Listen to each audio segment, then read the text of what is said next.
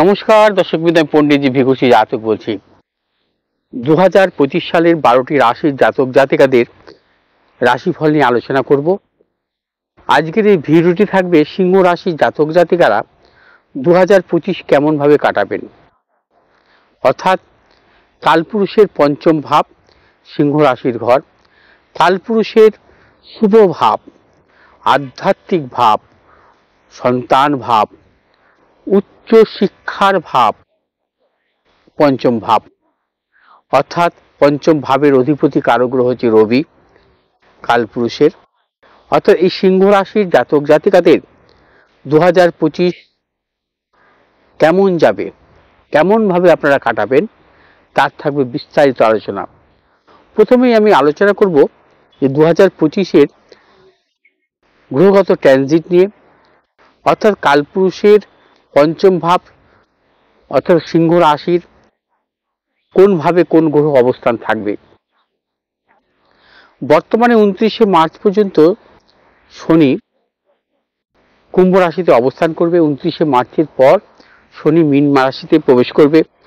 মীন রাশির ঘর হচ্ছে সিংহ রাশির অষ্টম ভাব, অর্থাৎ মারক ভাব। সিংহ রাশির অষ্টম ভাবে শনির অবস্থান মূলত আমরা জানি যে শনির ঢাইয়া শুরু হবে, প্রায় 2.5 বছর শনির ঢাইয়া থাকবে, এবং শনির ঢাইয়া আপনারা কেমন ভাবে কাটাবেন সেটা নির্ভর করবে সম্পূর্ণভাবে আপনাদের 2025 সালের নবতারা চক্র অনুযায়ী বা আপনাদের জন্মকালীন রাশিচক্র, এবং তার পাশাপাশি আপনাদের বর্তমান গ্রহের দশা অন্তর্দশা অনুযায়ী কিন্তু এটা বিচারের ব্যাপার। আপনার শনির ঢাইয়া কারো ক্ষেত্রে ভালোও আসতে পারে এবং শনির ঢাইয়া কারো কারো ক্ষেত্রে শুভ ফল দান করতে পারে। সেটা আপনি কোনো জ্যোতিষীর পরামর্শ নেবেন যে শনির ঢাইয়া আপনার কতটুকু অশুভ ফল দান করতে পারে। অর্থাৎ 29শে মার্চ 2025 থেকে আপনার রাশির অষ্টমে মীন রাশিতে শনির প্রবেশ থাকবে। শনি 13ই জুলাই থেকে বকরি শুরু হবে, 28শে নভেম্বর পর্যন্ত বকরি থাকবে 138 দিনের জন্য। শনি আপনাদের রাশির অষ্টমে বকরি হবে। শনি বর্তমানে 28শে এপ্রিল পর্যন্ত পূর্ব ভাদ্রপদ নক্ষত্রে অবস্থান করবে। তারপর শনি মীন রাশির উত্তর ভাদ্রপদ নক্ষত্রে প্রবেশ করবে 28শে এপ্রিল থেকে। 3 অক্টোবর অর্থাৎ 3রা অক্টোবর 2025 সাল পর্যন্ত উত্তর ভাদ্রপদ নক্ষত্রে অবস্থানের পর আবার পুনরায় পূর্ব ভাদ্রপদ নক্ষত্রে প্রবেশ করবে। অর্থাৎ শনি 2025 সালে আপনাদের রাশির অর্থাৎ অষ্টম ভাবে উত্তর ভাদ্রপদ এবং পূর্ব ভাদ্রপদ নক্ষত্রে অবস্থান করবে। সেক্ষেত্রে নবতারা চক্রে আপনার কোথায় অবস্থান করছে শনি, সেটা কিন্তু আপনাকে বিচার বিশ্লেষণ করে নিতে হবে। সেইভাবে আপনার শনির ঢাইয়ার শুভ অশুভ প্রভাব বিচার হবে। বর্তমানে বৃহস্পতি 14ই মে পর্যন্ত থাকবে বৃষ রাশিতে। 14ই মের পর থেকে আসবে মিথুন রাশিতে। অর্থাৎ সিংহ রাশির একাদশ ভাবে বৃহস্পতির অবস্থান থাকবে 14ই মে থেকে। বৃহস্পতি বর্তমানে অবস্থান করছে রোহিণী নক্ষত্রে। 10ই এপ্রিল পর্যন্ত রোহিণী নক্ষত্রে থাকবে। 10ই এপ্রিল থেকে 14ই জুন পর্যন্ত থাকবে মৃগশিরা নক্ষত্রে। 14ই জুন থেকে 13ই আগস্ট পর্যন্ত থাকবে আদ্রা নক্ষত্রে। 13ই আগস্টের পর থেকে বৃহস্পতি থাকবে পূর্ণবসু নক্ষত্রে। বৃহস্পতি বক্রী হবে 11ই নভেম্বর 2025 সালে এবং মার্গী হবে 11ই ফেব্রুয়ারি 2026 সালে। অর্থাৎ বৃহস্পতি আপনাদের রাশির একাদশ ভাবে অবস্থান করবে, সুবর্ণমূর্তি আকার ধারণ করবে মূলত 14ই মে 2025 সাল। রাহু বর্তমানে আপনাদের রাশির অষ্টম ভাবে অবস্থান করছে, 18ই মে পর্যন্ত থাকবে। 18ই মের পর থেকে রাহু আপনাদের রাশির সপ্তম ভাবে প্রবেশ করবে। রাহু বর্তমানে উত্তর ভাদ্রপদ নক্ষত্রে অবস্থান করছে। 16ই মার্চ 2025 থেকে রাহু পূর্ব ভাদ্রপদ নক্ষত্রে প্রবেশ করবে, অর্থাৎ কুম্ভ রাশি। কেতু বর্তমানে আপনাদের রাশির দ্বাদশ ভাবে অবস্থান করছে, কন্যা রাশি, উত্তর ফাল্গুনী নক্ষত্রে, এবং 18ই মে থেকে আপনাদের রাশিতে প্রবেশ করবে। এবং কেতু মূলত 16ই জুলাই 2025 থেকে পূর্ব ফাল্গুনী নক্ষত্রে প্রবেশ করবে আপনাদের, অর্থাৎ সিংহ রাশিতে। অর্থাৎ শনি আপনাদের রাশির এখন বর্তমানে অবস্থান করছে আপনাদের রাশির সপ্তম ভাবে, থাকবে 29শে মার্চ পর্যন্ত। 29শে মার্চের পর থেকে আপনাদের রাশির অষ্টম ভাবে অর্থাৎ তাম্রমূর্তি আকার ধারণ করবে শনি। বৃহস্পতি সুবর্ণমূর্তি আকার ধারণ করবে। রাহু আপনাদের রাশির এখন বর্তমানে অষ্টম ভাবে অবস্থান করছে, 18ই মে পর্যন্ত অষ্টম ভাবে লৌহমূর্তি আকার ধারণ করবে, এবং 18ই মের পর থেকে আবার তাম্রমূর্তি আকার ধারণ করবে। কেতু বর্তমানে আপনাদের রাশির দ্বাদশ ভাবে অবস্থান করছে, অর্থাৎ লৌহমূর্তি আকার ধারণ করেছে এবং রাশিতে অবস্থান করবে। 18ই মে থেকে তাম্রমূর্তি আকার ধারণ করবে। কারণ আমরা জানি যে বাৎসরিক রাশিফল বিচারের ক্ষেত্রে মূলত মন্থর গতিসম্পন্ন শনি, বৃহস্পতি, রাহু, কেতুর অবস্থানের উপর কিন্তু কিছুটা নির্ভর করে আপনাদের বাৎসরিক রাশিফল, অর্থাৎ 2025 আপনাদের কেমন যাবে।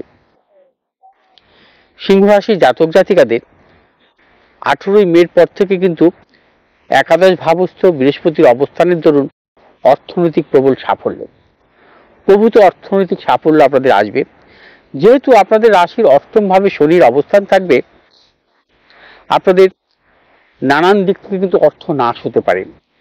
আপনার শারীরিক কারণে হতে পারে, আপনার প্রিয়জনের শারীরিক কারণে হতে পারে, এবং নানান দিক থেকে কিন্তু আপনি অর্থ আপনার নাশ হওয়ার প্রবল যোগ, এবং নানান দিক থেকে কিন্তু অপযশ আসার প্রবল যোগ। শনি কখনোই দুস্থানগত থাকা শুভ নয়। আপনাদের জন্মছকে শনি রাহু অবস্থান কিন্তু বিশেষ শুভ ফল নয়, বিশেষ শুভ ফল কিন্তু আপনাদের দেবে না। নানা রকম প্রতিকূলতা আপনাদের আসবে 2025 সালের 18ই মের পর থেকে, এবং সাবধানতা অবলম্বন করতে হবে। সিংহ রাশির জাতক জাতিকাদের প্রবল গুপ্ত শত্রু বৃদ্ধি হতে পারে, প্রবল প্রবল গুপ্ত শত্রু, এবং এই গুপ্ত শত্রুকে মোকাবিলা করাই হচ্ছে আপনাদের প্রধান কাজ। কিভাবে এই গুপ্ত শত্রু থেকে রেহাই পাবেন সেটা কিন্তু সম্পূর্ণ নির্ভর করবে আপনার উপর, এবং কোনো জ্যোতিষীর পরামর্শ নিতে হবে। যদি আপনার জন্মছকে কোনো গ্রহগত দশা অন্তর্দশা অনুকূলে থাকে, সেক্ষেত্রে কিন্তু আপনি নানান সমস্যা থেকে অনেকটা কিন্তু সাফল্য পেতে পারেন, বা বড় কোনো সমস্যার মধ্যে আপনি নাও পড়তে পারেন। যদি আপনার দশা অন্তর্দশা অনুকূলে না থাকে, তাহলে কিন্তু আপনি গুপ্ত শত্রু দ্বারা নানা রকম ঝঞ্ঝাট, অশান্তি, প্রতিকূলতা, মামলা মোকদ্দমা, নানান রকম সমস্যা আপনার আসতে পারে। সেই বিষয়ে সতর্কতা অবলম্বন করতে হবে। উচ্চ শিক্ষার ক্ষেত্রে বিড়ম্বনা আসতে পারে। যারা উচ্চ শিক্ষার জন্য বাইরে যাবেন, খুব সতর্কতা অবলম্বন করবেন। সিংহ রাশি জাতক জাতিকারা কর্মের পরিবর্তন বা কর্মসূত্রে বাইরে যাওয়ার ক্ষেত্রে সতর্কতা অবলম্বন করতে হবে।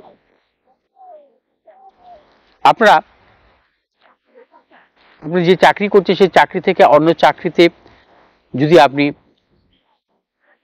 নেওয়ার চিন্তা ভাবনা করেন বা আরো ভালো কিছু যদি চিন্তা ভাবনা আপনার থাকে, বর্তমানে 2025 সালের ক্ষেত্রে কিন্তু আপনি সতর্কতা অবলম্বন করবেন।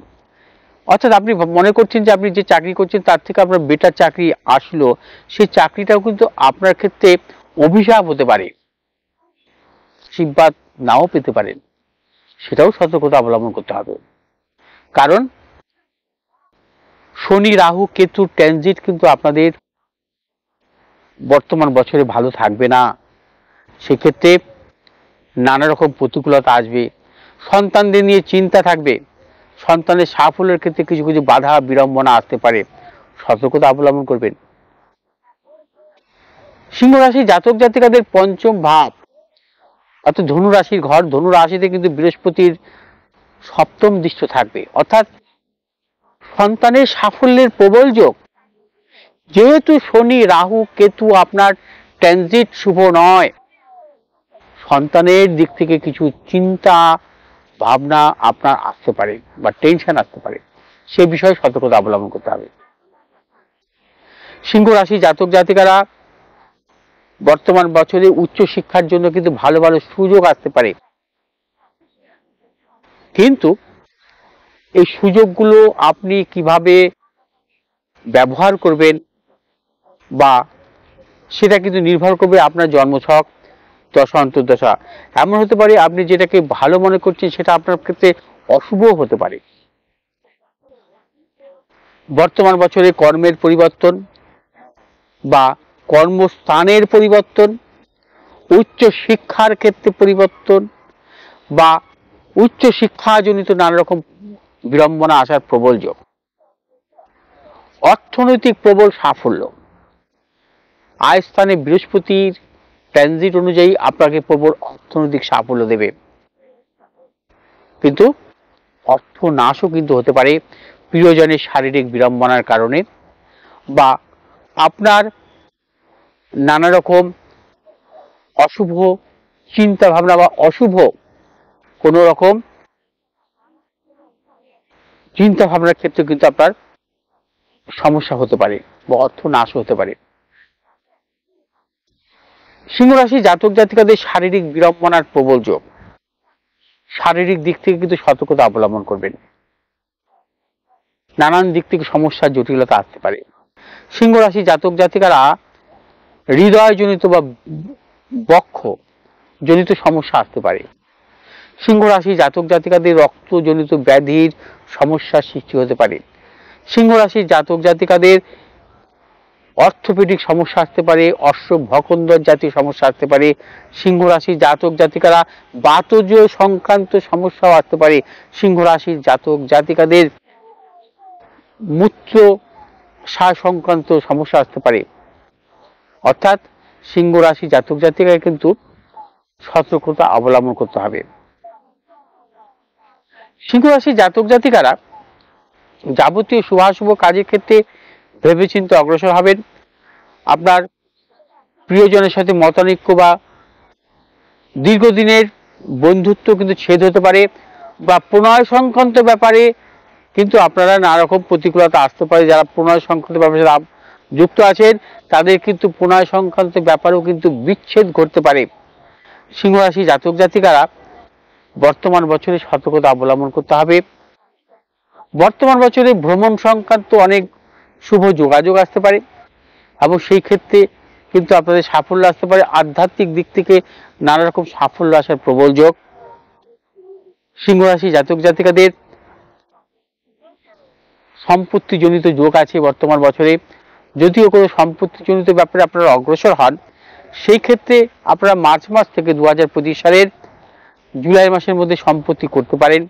সিংহ রাশি জাতক জাতিকারা যদি শুভ কর্মের ব্যাপারে 2025-এর ফেব্রুয়ারি থেকে 2025-এর জুলাই পর্যন্ত সুযোগ আসবে, আবার 2025-এর অক্টোবর থেকে 2025-এর নভেম্বর পর্যন্ত শুভ যোগাযোগ আসবে।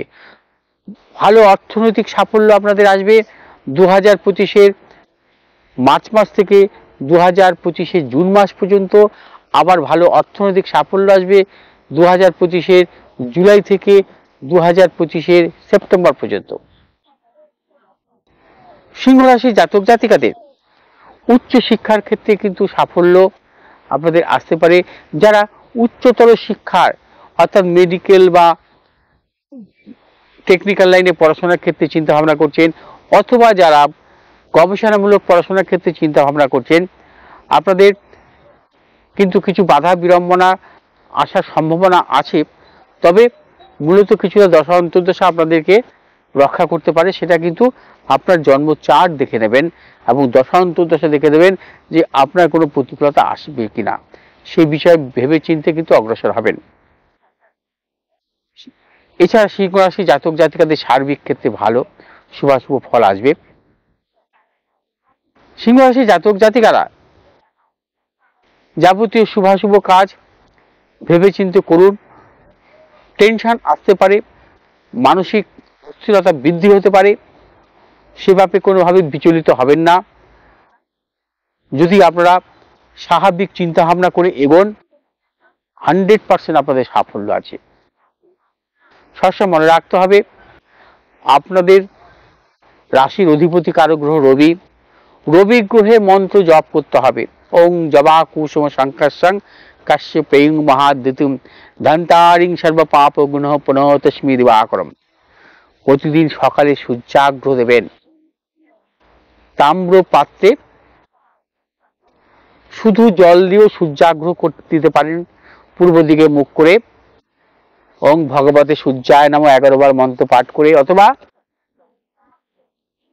তাম্র পাত্রে জল নিয়ে বেলপাতা, দুর্বা, আতপ চাল, একটি লাল জবা ফুল দিয়ে প্রতিদিন সূর্যাগ্র দেবেন স্নানের পর। আপনারা ভালো থাকবেন।